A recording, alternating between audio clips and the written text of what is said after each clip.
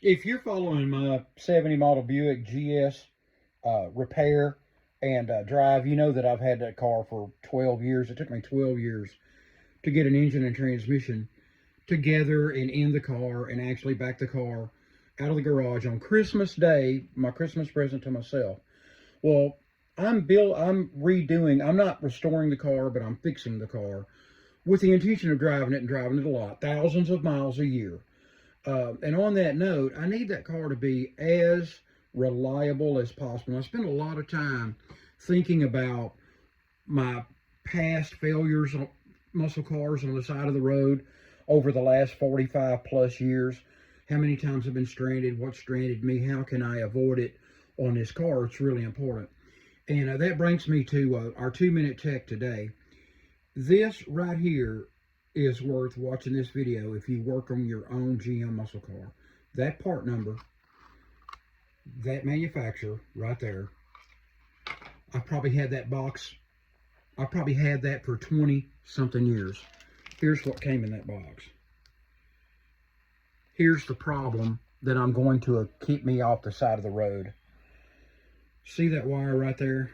That wire that goes to your points, the main power wire to your point. It goes from your points to your coil, the negative side of your coil. That wire was it's 50 something years old.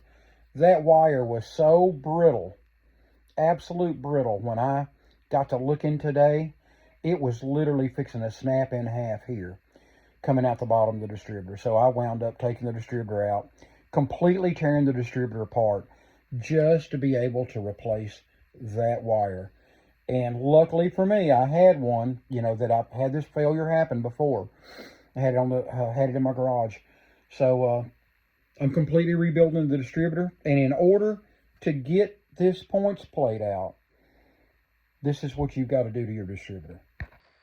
To get that points plate out, you've got to get that distributor to this point. You've got to tear it completely down, which actually is a very good thing because that lets you clean your shaft up. That's going to be oily and nasty and greasy and binding in the distributor.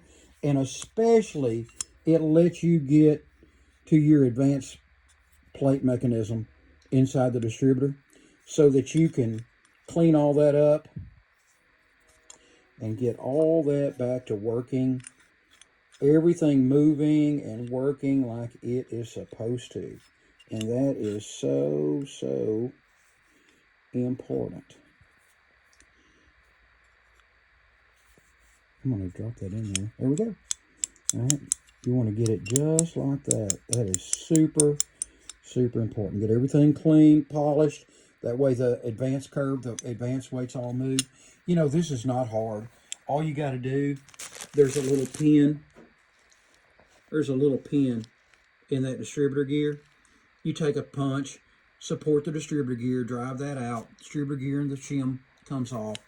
And then you'll probably, from the very bottom, you'll have to fill this slot with some carb cleaner or some WD-40 and work this shaft up and down until you get it out, because it's going to be all funky and nasty.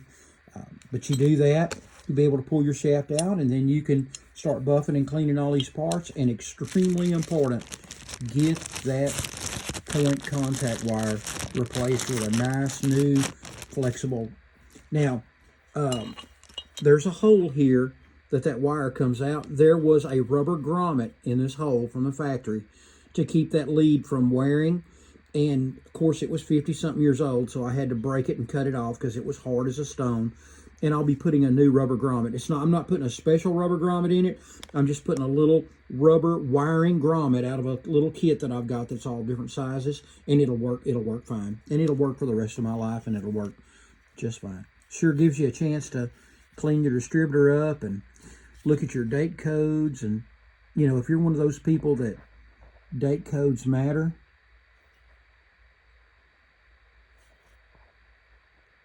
there's you some distributor numbers and date codes, if those are the things that matter to you. So anyway, another 2-minute check. Wound up being about 5 minutes, but that's okay. Thanks for watching. Please like, please subscribe. I need the help.